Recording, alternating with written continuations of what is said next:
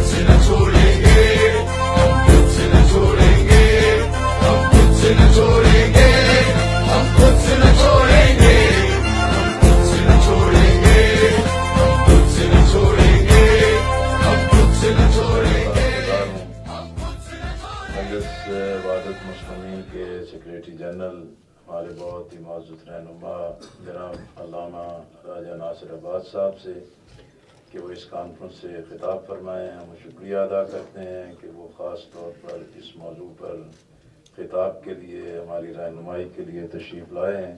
जनाब अल्लामा राजा नासिर अब्बास साहब। बिस्मिल्लाहिर्रहमानिर्रहीम। अल्हम्दुलिल्लाह वस्सलातु वस्सलामु अला रसूलिल्लाह व आलिहि व सहबिहि अंसारिल्लाह। अम्मा बाद फ़क़द क़ाल अल-हकीम फ़ी किताबिल मतीन व असदक़ुल क़ाइलीन अऊज़ु बिल्लाहि मिनश शैतानिर रजीम लन यजअलल्लाहु लिल काफ़िरीना अलल मुमिनीना सबीला। कुरान मजीद की इस आयत से तमाम फ़ुक़हाए इस्लाम ने जिस कायदे को फ़िक़ही कायदे का इस्तिख़राज किया है उसका नाम रखा गया है कायदा नफ़ी सबील। लन यजअलल्लाहु लिल काफ़िरीना अलल मुमिनीना सबीला। कायदा नफ़ी सबील यानी सादा लफ्ज़ों में बयान करें इसका मतलब यह है कि अल्लाह ताला ने कोई भी ऐसा दरीचा, कोई भी ऐसा रास्ता नहीं रखा जिसके ज़रिए कुफ़ार मुसलमानों पर गालिब आ जाए, मुसल्लत हो जाए। कायदा नफ़ी सबील के तहत फ़ुक़हा ने हत्ता फ़िक़ह की किताबों में फतावा दिए हैं कि मुस्लिम खातून की शादी गैर मुस्लिम से नहीं हो सकती इसी कायदे के तहत। इस आयत से जो कायदा इस्तिख़राज होता है उससे ये हमारे लिए जिम्मेदारी लगती है कि हमने कुफ़ार के सियासी गलबे का मुकाबला करना है, उनको गालिब नहीं होने देना, उनके माशी गलबे का, उनके समाजी गलबे का, उनके इज्तिमाई गलबे का, उनके अस्करी गलबे का, उनके तमाम के तमाम जो हिजमनी है, तसल्लुत है, गलबा है, उसका मुकाबला करना है, काउंटर करना है। पाकिस्तान एक इस्लामी हुकूमत है, इस्लामी रियासत है। इसके आइन में लिखा है कि इक़्तिदार आला अल्लाह का है, कुरान और सुन्नत के खिलाफ कोई कवानीन नहीं बनेंगे। हमारी खारजा पॉलिसी भी कुरान और सुन्नत के तहत होगी और दाखिला पॉलिसी भी कुरान और सुन्नत के तहत होगी। फ़लस्तीन का मसला एक सुलगता हुआ मसला है, जान इस्लाम का मसला है। अल्हम्दुलिल्लाह हम एक ऐसे दौर में रह रहे हैं कि जब इसराइल के नाकाबिले शिकस्त होने का तिलिस्म टूट चुका है और उन लोगों ने तोड़ा है जो इस कायदे पर अमल करते हुए इन कुफ़ार के गलबे के खिलाफ उठे, मुकावमत की, मुज़ाहमत की। और आज मुज़ाहमत ने नतीजा दिया कि वो इसराइल जो नील और फुरात की बातें करता था, ग्रेटर इसराइल का मंसूबा नाका शिकस्त खा चुका और अपने अंदर दीवारें खड़ी कर रहे हैं, जिंदान बन रहा है इसराइल। इसराइल की कोई स्ट्रेटेजिक डेप्थ नहीं है, कोई उसकी बैक नहीं है, कमजोर जगह पर इसराइल खड़ा है और मुकावमत ने उसे कमजोर कर दिया है, रेजिस्टेंस ने उसे कमजोर कर दिया है। और ये मुकावमत शुरू कब हुई? आज की मुकावमत जब ईरान में इनकलाब आया, जब वहां पर अमेरिका की एजेंट हुकूमत और 2500 साल तख्त शहनशाही को सरनगू किया गया और इमाम खुमैनी कुद्दस सिरों ने कहा इसराइल की एम्बेसी को खत्म किया और फिलिस्तीनियों के हवाले किया उस बिल्डिंग को, उस जगह को, और इसराइल के साथ रवाबित की जो बिदत शुरू हुई थी उसको तोड़ा, खत्म किया। इसराइल एक गैर कानूनी हुकूमत है और इस हसास रीजन के अंदर अमेरिका के गलबे और तसल्लुत की निशानी है। जितना इसराइल कमजोर होता चला जाएगा, समझे इस खित्ते के अंदर अमेरिका कमजोर होता चला जा रहा है। अगर अमेरिका को इस खित्ते से निकालना है तो इसराइल को खत्म करना है। अब इसराइल खुद अपनी तभी मौत मर रहा है मुकावमत की वजह से। इसको हौसला देने की जरूरत है। बुज़दिल यहूदियों को डील ऑफ द सेंचुरी लाई गई कि यहां पर इसराइल को बैतुल मक़दस दिया जा रहा है, यरूशलेम दिया जा रहा है और फिर फिलिस्तीनियों को वहां से निकालने की बात हो, जैसे मेरे दोस्त करबलाई साहब कह रहे थे। ये भी मुकावमत की वजह से शिकस्त खा रहे हैं लोग। इस वक्त हर जुम्मे को वापसी के लिए मुजाहिरे होते हैं फिलिस्तीन में। हमें इसको सपोर्ट करना चाहिए, हमारा मीडिया इसको उठाए, हमें सड़कों पर आना चाहिए। कम से कम एक जुम्मा हम भी उनके साथ इज़हार यकजहती के लिए घरों से बाहर निकले, जिस तरह से हर जुम्मे को वापसी के लिए निकलते हम भी निकले उनके लिए।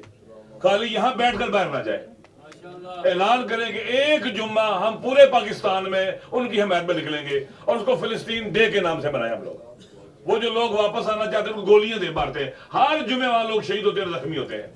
हमारा मीडिया नहीं दिखाता। इस मीडिया को चाहिए कि फिलिस्तीनी मजलूमों का साथ दें। फिलिस्तीन का मसला ऐसा है, अगर वहां पर हमने कमजोरी दिखाई, हमारा मौकिफ कश्मीर में भी कमजोर हो जाएगा। ہم اگر کشمیر کو کے موقف کو طاقتور رکھنا چاہتے ہیں، ہماری ضرورت ہے کہ ہم فلسطین کے مسئلے کے حوالے سے بھی اپنے موقف کو وہی رکھیں جو قائد اعظم کا تھا، جو رحمۃ اللہ علیہ محمد اور علامہ اقبال رحمۃ اللہ علیہ کا تھا۔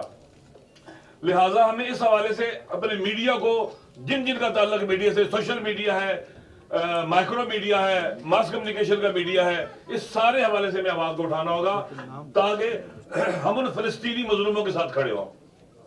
اس وقت جو آن دا ٹیبل مسلمان ممالک کے تعلقات قائم ہیں، افسوس کے ساتھ کہنا پڑتا ہے بعض ممالک اسرائیل کے ساتھ سفارتی تعلقات قائم ہو چکے ہیں، ترکی سے لے کر اور ممالک تک۔ ہمیں طیب اردوغان صاحب سے بھی یہ کہنا چاہیے کہ بھائی اسرائیل کے ساتھ سفارتی تعلقات ختم کرو۔ ہمیں کلیئر ہو کر ان کے مقابلے میں آنا چاہیے۔ اسرائیل کی کشتی ڈوب رہی ہے، امریکہ کے اقتدار کا سورج غروب ہو رہا ہے، اس کی کشتی میں سوراخ ہو رہا ہے، دن دن غرق ہو رہا ہے اور مقابلے سے غرق ہو رہا ہے۔ ایک بات، کیونکہ بہت سی باتیں جو کہ میں تکراری نہیں باتیں کرنا چاہتا، جیسے ہمارے دوست نے کہا فلسطین بحر سے نہر تک ہے، کسی صورت بھی ہمیں قبول نہیں ہے۔ موجودہ حکمرانوں کو، یہاں کی وزارت خارجہ کو، یہاں کے مقتدروں کو یہ پیغام جانا چاہیے کہ جہاز اگر تک چوری چھپے آتے ہیں لیکن پتہ چل جاتے ہیں، چھپتے نہیں ہیں۔ پاکستان کے بچے کو پتہ یہاں جہاز آیا ہے، ہر ایک کو پتہ ہے اور کوئی بھی اس کا انکار نہیں کر سکتا، اور یہ بھی پتہ ہے کہ کچھ لوگوں کو یہاں سے وہ لے کے گیا ہے۔ لہٰذا اس مسئلے کو کلیئر کرنا چاہیے۔ مشکوک حرکتیں ہمیں قابل قبول نہیں ہیں۔ اسی طرح سے یمن کا مسئلہ، آپ یمن کے جو مظلوم ہیں ان کا پرچم دیکھیں، اس پر 5 نعرے لکھے ہوئے ہیں: اللہ اکبر، الموت لامریکہ، الموت لاسرائیل، اللعنت علی الیہود والنصر للاسلام۔ وہ اس لیے مارے جا رہے ہیں کہ وہ فلسطینی مظلوموں کے حامی ہیں۔ مظلوموں کو تقسیم نہیں کر سکتے آپ لوگ، اگر مظلوموں کو تقسیم کریں گے ظالموں کو فائدہ ہوگا۔ مولا علی کا قول ہے، وصیت نامہ ہے ان کا اپنے بیٹوں سے کہ کونا للظالم خصبا للمظلوم عونا، ظالموں کے خصم اور دشمن بن کے رہنا، ظالموں کے گریبان میں ہاتھ ڈالنا اور مظلوموں کے مددگار بن کے رہنا۔ ہمیں مظلوم تقسیم نہیں کرنے چاہیے۔ وہ روہنگیا کے مظلوم ہوں ہم ان کے ساتھ ہیں، وہ کشمیر کے مظلوم ہوں ہم ان کے ساتھ ہیں، فلسطین کے مظلوم ہم ان کے ساتھ ہیں، یمن کے مظلوم ہم ان کے ساتھ ہیں۔ مظلوموں کا ساتھ دینا ہے۔ مسلم ممالک سے جنگ نہیں لڑنی چاہیے، ان پر حملہ نہیں کرنا چاہیے، ان کو دوسروں کو ساتھ ملا کر بچوں کو نہیں مارنا چاہیے۔ ہمیں کہنا چاہیے کہ خادم حرمین، آپ خادم حرمین ہیں، خادم حرمین کو چاہیے کہ جو حرمین کی طرف، قبلے کی طرف نماز پڑھتے ہیں، جو مدینہ والے کے امت ہیں، ان کے ساتھ آپ رحماء بینہم بنے، اشداء علی الکفار بنے۔ آپ کو فلسطینیوں کے دشمنوں کے مقابلے میں، امریکہ اور اسرائیل کے مقابلے میں، عالمی سیونزم کے مقابلے میں اشداء ہونا چاہیے، وہ رحماء بینہم ہونا چاہیے۔ اسی میں ہماری نجات ہے اور اسی میں آگے بڑھیں گے۔ میں آخر میں ایک بات کہنا چاہتا ہوں۔ ایک کتاب میں نے پڑھی کچھ سے پہلے، پیس اینڈ آن پیس، یہ فرسٹ ورلڈ وار کے بارے میں کتاب ہے۔ اگر انسان اس کو پڑھ لے تو پتہ لگتا ہے آج جو کچھ ہو رہا ہے اس وقت اسرائیل بنانے کے لیے ہوا تھا۔ ڈیوڈ فرینکمن کی کتاب ہے، اس میں وہ لکھتا ہے کہ فرسٹ ورلڈ وار کا جو انہوں نے کہا تھا ہم نے ماڈرن مڈل ایسٹ بنانا ہے، جو بعض افریقی ممالک سے لے کر سینٹرل ایشیا تک تھا۔ ماڈرن مڈل ایسٹ جس کا اینڈ سیکنڈ ورلڈ وار کے بعد ہوا، اسرائیل نکلا اور کہتے تھے کہ اسرائیل بنے گا۔ اب کی جو دنیا کے اندر مسلم ممالک کے اندر لڑائی اور جنگیں ہو رہی ہیں وہ گریٹر مڈل ایسٹ کے لیے ہو رہی ہیں، تاکہ اسرائیل کو اب دے اور ری شیپ کیا جائے اس پورے ریجن کو، ویسٹرن ایشیا کو، ساؤتھ ایشیا کو، تاکہ ان کو ایزیلی ہینڈل کیا جا سکے اور یہ ممالک جو مسلم ممالک کی طاقت ہے ان کو توڑا جا سکے۔